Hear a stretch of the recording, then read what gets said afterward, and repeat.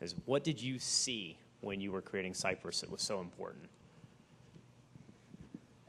Actually, we went through a process much like we all are going through right now, only with each other. I have a partner in Hilton Head. We were in the retirement business, we thought, selling resort retirement homes to first-time people.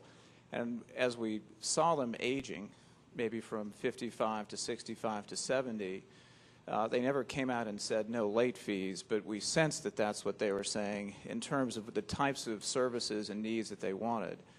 So we really listened to the consumer first. I'm not trying to validate everything you're saying here, but that's essentially where it all starts, and I think that's what we'll probably do this afternoon as we look at where the consumer is and what he wants.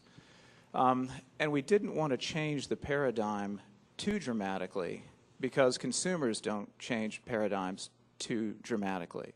In fact, we thought the entrance fee model was too dramatic a change from a retiree to give up their money and go into a community to be taken care of. Now, we like the heart of the not-for-profits, but we came at it maybe from a little different mindset. And mainly, just listen to the consumer.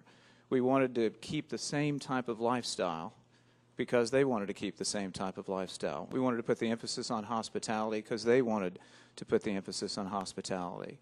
But we felt if we could do all of those things that kept their lifestyle the same, and I'll give you a good example, back to Chris Crowley.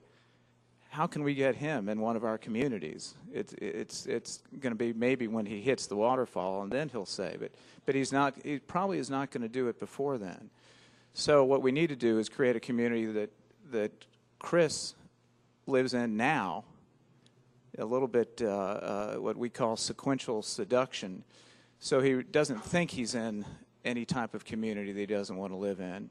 We just provide a product and a lifestyle and a financial model that makes sense. And to us, it was less of a risk doing the condo model with high hospitality services and still good health care. And I'll admit, we went to Life Care Services to make sure the quality health care component was going to be there for these folks.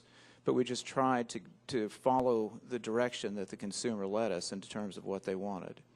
And frankly, in terms of how we felt it would work or not, we didn't know. But we thought we protected our downside by doing a lot of pre-selling, getting affirmation from the marketplace, trying to come up with a financial structure that wouldn't leave us hanging out there if for some reason it didn't work. When I first met Bill, he at THW had just invented their interactive project planning software. It was a great piece of software because they could get 30, 40 people into a room, and they could show, based on the decisions that were being made in that room, what the cost of the construction of the project would be. And we were able to do that successfully on that project, and it's really been a step forward. And many of you guys, many of the people in the room, Harry, Danny, Reverend McGee, have all worked using that model. We really appreciate what they've done here. We can have all the great ideas in the world, but if we don't understand the financial function of it, then the whole development process really becomes chaotic and frustrating and a disappointment. And I think one of the things, when Chris used to come to the meetings, and before we started the interactive process, I referred to the finance guys as the Brothers Grimm. Because any idea we had, they would shake their heads no. But I think what we found out over the years, that if we build an exciting product, the market will come. And if the market will come, as these guys have said, if you've got the pre-sales and you've got the pent-up market demand, it'll happen. And there's 1,000 different ways to construct these. And that's what's really been exciting. In this room, there's a dramatic difference between the different types of setups financially, the organizational patterns, the service delivery patterns, the architectural style.